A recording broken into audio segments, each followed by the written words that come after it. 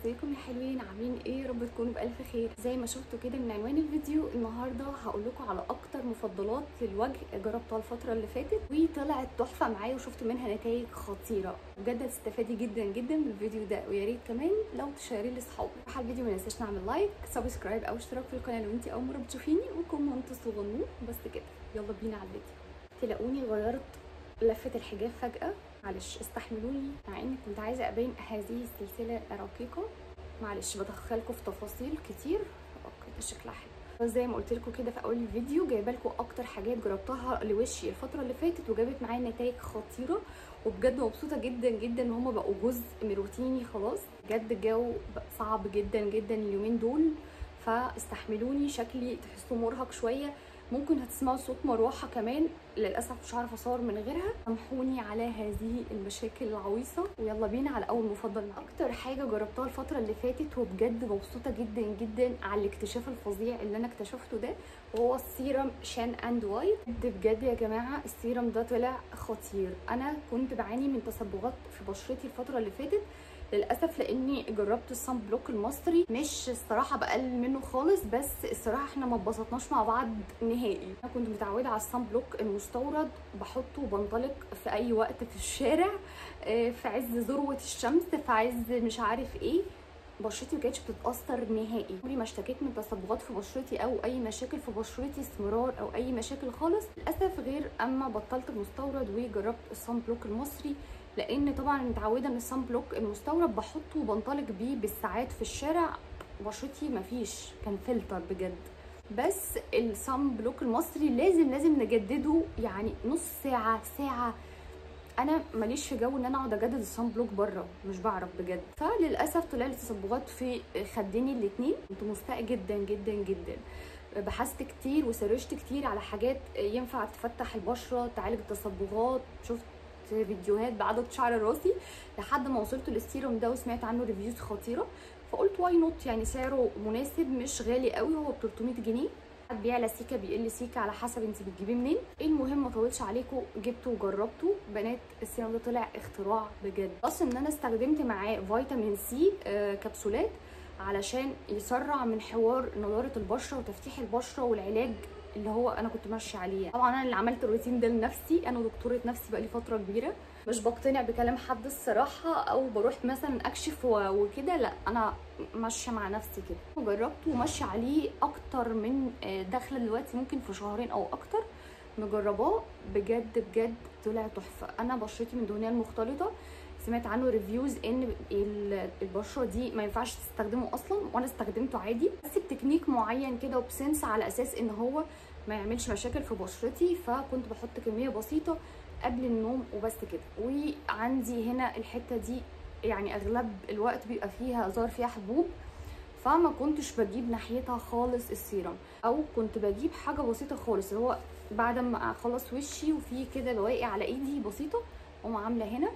بس كنت بركز على خدودي اللي فيها تصبغات وقرتي وكده. بجد بجد بجد اختراع تحفه تحفه تحفه. هو من مستخلص سم النحل، وفي طبعا مكونات وتركيباتها بسيبها لكم على الشاشه عشان انا بصراحه مش فاكره دلوقتي التركيبه بتاعته ايه، بس هو كل المكونات بتاعته طبيعيه وبتساعد جدا في نضاره البشره وتفتيح البشره وعلاج التصبغات وتسريع التفتيح. بجد بجد بجد انا بشوف منه نضاره وعالج التصبغات بنسبه كبيره جدا جدا ما شاء الله. فالسيرم ده اختراع واكيد اكيد هكرره تاني. تاني مفضل معانا وهو الهالورونيك اسيد بتاع سكين سايد. جربت السيرم بتاع كليو هالورونيك اسيد وعجبني قوي قوي، وده برده من مفضلاتي هقول لكم عليه. بس دلوقتي بنتكلم على الكريم بتاع سكين سايد هالورونيك اسيد، طلع تحفه برده، خفيف جدا جدا على البشره، بيرطب البشره ترطيب تحفه. يعني انت بشرتك لازم طبعا تبقى منديه قبل الهالورونيك، بعدين بتحطيه، ومش بنحط كميه كبيره قوي، تمام، بنحط كميه مناسبه كده من المرطب وبنوزعه توزيع لطيف.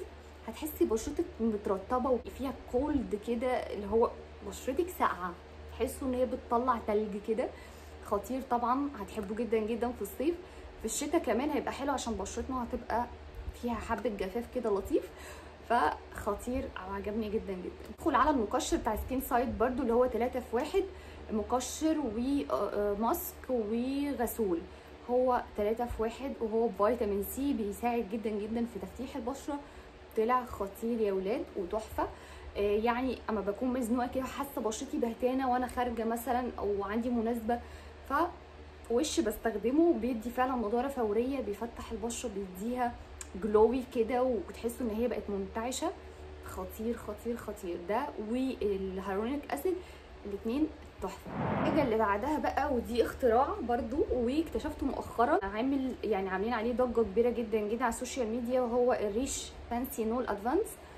جماعه تحفه تحفه تحفه. طبعا الحاجات اللي انا بحط لكم صورتها على الشاشه هي مش معايا حاليا، بس انا مجرباها، فاللي معايا هتلاقوني بطلعه لكم على طول. في فيتامين سي 10%، هيالورونيك اسيد 2%، سيراميد 2%، بيعمل ترطيب، تفتيح، تقشير بسيط جدا جدا جدا للبشره، يعني حاجه جنتل كده ما تخافوش منها خالص. وهو كريم جل، انا بشرتي من دهنيه مختلطه زي ما قلت لكم، فمش اي مرطب بيعجبني الصراحه وبيناسب بشرتي، لان البشره الدهنيه للمختلطه معروفه ان هي بتتلكك عشان تطلع حبوب، فمشكله عويصه. فده بجد عمل معادله تحفه بجد. يعني ساعات بستغنى عن الروتين بتاع بالليل ومش بحط حاجات كتير على بشرتي وبحطه هو بس وبنام بيه. تحفه تحفه، خفيف على البشره، سعره حلو، هو ب 85 جنيه. مش عارفه غلي بقى ولا لا، لان عليه بجد يعني سحب فظيع الفتره دي على جميع انواع البشره. خطير بجد ده تحفه. خد منه على فكره كميه بسيطه بلاقي خلاص بشرتي استكفت وبقت زي الفل، ده ارشحه لكم بشده. الحاجه اللي بعدها على طول وهو التونر بتاع AHA. تمام، بتلخبط على طول في اسمه عشان اسمه طويل قوي قوي. ده تونر كوري للي عارفه من سان باي مي.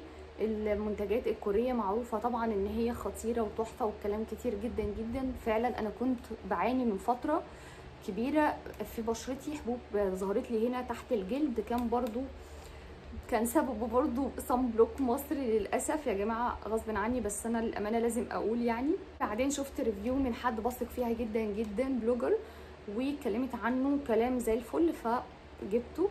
بس هو بقاله فتره كبيره جدا جدا عندي، وعايزه اقول لكم ان هو واصل لحد هنا فتره كبيره قوي، يعني ممكن داخل في سنتين او حاجه، وبصوا لسه فاضل فيه ده. فبجد فيه البركه بطريقه فظيعه.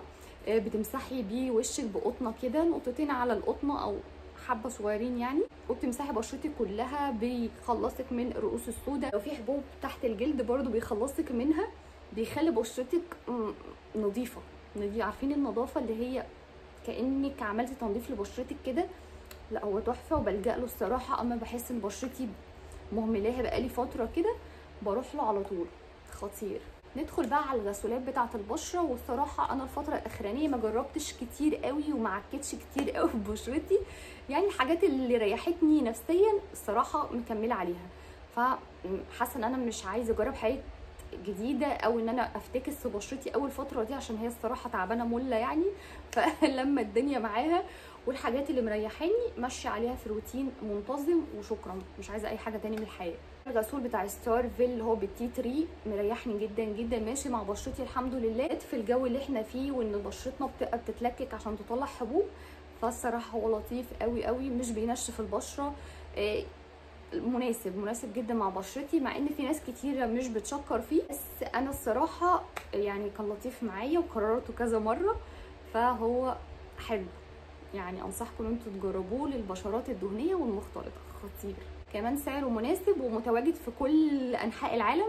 هتلاقوه بجد يعني، هو منتشر جدا جدا وسهل ان انت تلاقيه. البنوتات اللي بتعاني من حبوب في الظهر او اي مشاكل في ظهرها او جسمها ممكن برضه تستخدميه لجسمك عادي جدا. الغسولات بتاعت ستارفيل تحفه تحفه، اللي هو الوايتنينج جميل جدا، وكمان الناس بقت تستخدمه للجسم مش للوش، وبيشكروا فيه جدا جدا للجسم. هو والتي 3 برضو الغسول، فانصحكم انتوا تجربوه. وبس كده، ده كان فيديو النهارده، يا رب يكون عجبكم وتكونوا استفدتوا منه.